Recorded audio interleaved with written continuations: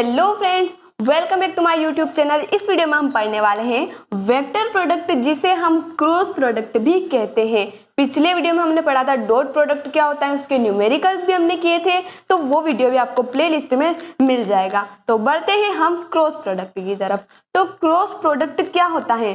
पहली बात, ये हमें नाम से ही पता चल रहा है, प्रोडक्ट यानी कि दो वेक्टर का आपस में मल्टीप्लाई।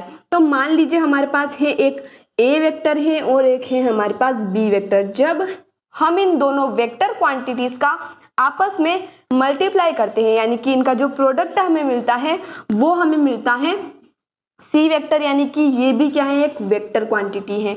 तो जो हमारा प्रोडक्ट होगा उसे हम कहेंगे क्रॉस प्रोडक्ट। यानी कि दो वेक्टर क्वांटिटीज का मल्टीप्लाई करने पर अगर हमें मिलता है एक वेक्टर क्वांटिटी, तो वो प्रोडक्ट कौन सा होगा?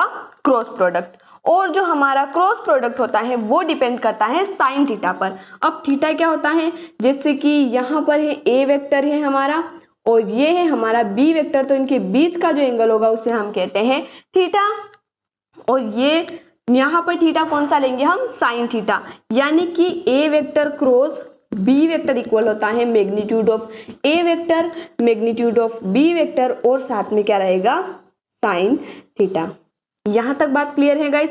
अब इसके बाद हम देख लेते हैं इसके कुछ इंपॉर्टेंट फीचर्स। जैसे कि फर्स्ट यहाँ पर हमारा है, ये कम्यूटेटिव लॉ को ओबे नहीं करता है। यानी कि अगर हमारे पास है A vector cross B vector, तो इसको हम B vector cross A vector नहीं लिख सकते हैं। यहां तक बात क्लियर है। अब इसका सेकेंड फीचर क्या है? ये डिस्ट्रीब्यूटिव लॉ को ओबे करता है।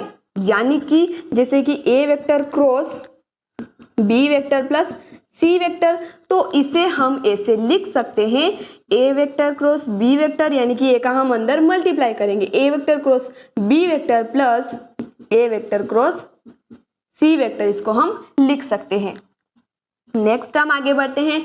अगर हमारे पास दो वेक्टर क्या है, आपस में पैरेलल है, यानी कि थीटा क्या है? 0 डिग्री है, और यहाँ पर थीटा कौन सा है? Sine theta.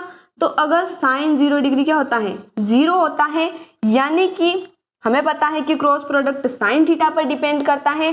और अगर दो लाइन पैरेलल है, यानी कि थीटा 0 डिग्री है, साइन 0 डिग्री भी क्या होता है? 0 होता है। तो पैरेलल लाइन से तो हमारा क्रॉस प्रोडक्ट भी क्या आएगा? हमेशा 0।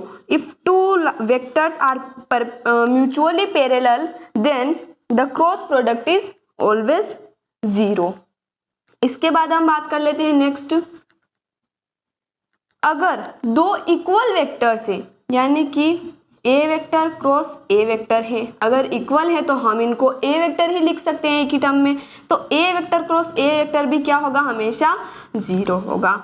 इसके बाद नेक्स्ट हम देख लेते हैं, जैसे कि यूनिट वेक्टर्स होते हैं हमारे पास आई कैप, जे कैप और के कैप। ये क्या है? हमारे पास unit vectors along X axis, Y axis, X axis, Y axis और जेड एक्सिस। तो अब इनका क्रॉस प्रोडक्ट हम कैसे निकालेंगे? तो सबसे पहले हमें ऑर्डर का यहाँ पर स्पेशली ध्यान रखना है, क्योंकि जैसा अभी हमने बात किया कि ये कम्यूटेटिव लॉ को ओबे नहीं करता है।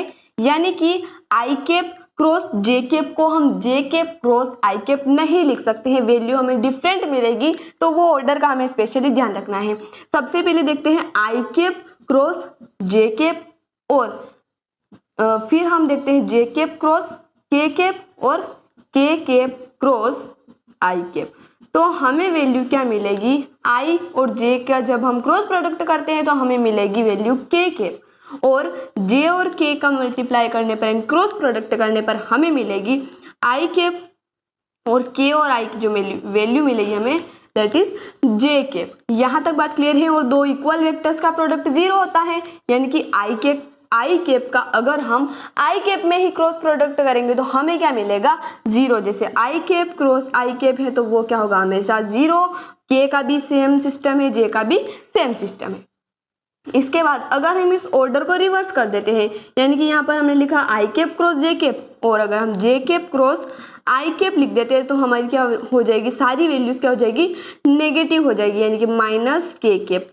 और इन ऑर्डर को भी अगर हम रिवर्स कर दें, के कैप क्रॉस जे कैप, तो हमें क्या मिलेगा? माइनस एक आई कैप। और अगर आई कैप क्रॉस के कैप हम करेंगे तो हमें मिलेगा माइनस जे कैप। यहाँ तक बात क्लियर है गाइस। अब हम एक न्यूमेरिकल ले लेते हैं। तो यहाँ पर हमारे पास एक न्यूमेरिकल है, तो कैसे हम सॉल्व करेंगे चलिए देखते हैं। यहाँ पर क्वेश्चन हमें कह रहा है show that the vectors A vector 2i cap minus 3j cap plus 7k cap and B vector minus 4i cap plus 6j cap minus 14k cap are mutually parallel vectors. हमें ये show करना है कि ये दोनों vectors आपस में क्या है, पैरेलल हैं। अब यहाँ पर पैरेलल नाम आया यानी कि थीटा क्या हो जाएगा हमारा, सीधा हमें पता चल जाएगा कि थीटा हमारे क्या है 0 डिग्री है। और अगर हमारे पास दो वेक्टर्स आपस में पैरेलल होते हैं तो जो क्रॉस प्रोडक्ट होता है वो क्या होता है 0 होता है, जैसा कि हमने अभी बात किया था। तो हमारा जो क्रॉस प्रोडक्ट होगा ए वेक्टर क्रॉस बी वेक्टर वो क्या होगा हमारा 0 होगा। यहाँ तक बात क्लियर है। ये तो बहुत छोटी सी बात है गाइस। अब हमें क्रॉस प्रोडक्ट निकालेंगे कैसे, तो सबसे पहले हमें देखना है यूनिट वेक्टर्स कौन कौन से हमारे पास i j k है, यहाँ पर भी i j k है। तो सबसे पहले हम लिखेंगे i कैप j कैप और k कैप। इस प्रकार से बहुत ही ध्यान से देखिएगा, इस बहुत ही सिंपल सी चीज है यहाँ पर।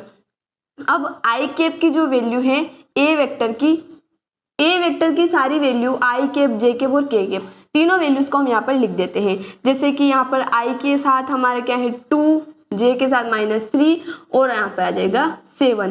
b वेक्टर के साथ सेम ऐसा ही करना है हमें -4, 6 और -14। यहाँ तक क्लियर है। अब हमें निकालना है इनका क्रॉस प्रोडक्ट। क्रॉस प्रोडक्ट कैसे निकालेंगे, सबसे पहले लिखेंगे हम i कैप और ब्रैकेट में यहाँ पर देखिए i कैप की वैल्यू हम फाइंड कर रहे हैं, यानी कि i कैप को हाइड करके जो j और k हैं उनका आपस में क्या करना है, मल्टीप्लाई करना है। किस तरह से करना है वो भी यहाँ पर देख लीजिए। सबसे पहले करना है -3 का 14 में, तो -14 का 3 में करेंगे तो 42 आ जाएगा, प्लस का आएगा माइनस माइनस प्लस हो जाएगा, और 6 का हम 7 में करेंगे तो भी क्या आएगा -42। यहाँ पर हमें वैल्यूज जो है उनको क्या करना है, माइनस करना है। फिर यहाँ पर लगाएंगे हम प्लस जे कैप, और अब सेम ऐसा ही करना है। जे कैप की वैल्यू फाइंड करने के लिए जे कैप की जो यहाँ पर वैल्यूज है उनको हाइड करके आई और के का आपस में मल्टीप्लाई करना है। कैसे करेंगे, 2 का 14 में करेंगे तो क्या आएगा 28, और वो भी क्या आएगा माइनस का। इसके बाद हम माइनस करेंगे 4 7 सा भी क्या होता है हमारा 28, और वो भी क्या आया हमारा माइनस का, यानी कि माइनस माइनस हो गया प्लस। इसके बाद हम यहाँ पर लिखेंगे के कैप, और के की वैल्यू का हाइड करके आई और जे का मल्टीप्लाई करेंगे। 6 और 2 का आपस में मल्टीप्लाई करेंगे, आएगा हमारा 12। 4 3 सा भी क्या होता है 12, और माइनस माइनस हो जाएगा हमारा प्लस हो जाएगा, लेकिन हमारा जो फॉर्मूला है उसमें क्या है माइनस है। यहाँ तक बात क्लियर है। अगर आपको कोई डाउट आता है तो आप कमेंट में पूछ सकते हैं, हम आपके लिए वो वीडियो भी लेकर आएंगे, आपका डाउट ज़रूर क्लियर करेंगे। और यहाँ पर हमने देखा कि हमारा क्रॉस प्रोडक्ट क्या है 0 है, तो 0 आना चाहिए हमारा। यहाँ पर अब देखिए आई कैप और 42 माइनस 42 क्या हो गया 0 हो गया, और 0 का आई में मल्टीप्लाई हो जाएगा, तो यहाँ पर आई तो लिखने की ज़रूरत ही नहीं है क्योंकि पूरा ही 0 हो जाएगा। अब -28 प्लस 28 कैंसिल हो गया, 12 और 12 भी क्या हो गया कैंसिल हो गया। यहाँ पर सारी ही वैल्यू कैंसिल हो गई, मल्टीप्लाई करेंगे आपस में तो भी 0 ही आएगा, +0 + 0, यानी कि यहाँ पर क्या आया हमारा 0 आया क्रॉस प्रोडक्ट। तो ये प्रूव हो गया कि ये दोनों वेक्टर्स आपस में क्या है म्यूचुअली पैरेलल है। इस प्रकार से और भी क्वेश्चंस हम करेंगे नेक्स्ट वीडियो में। धन्यवाद।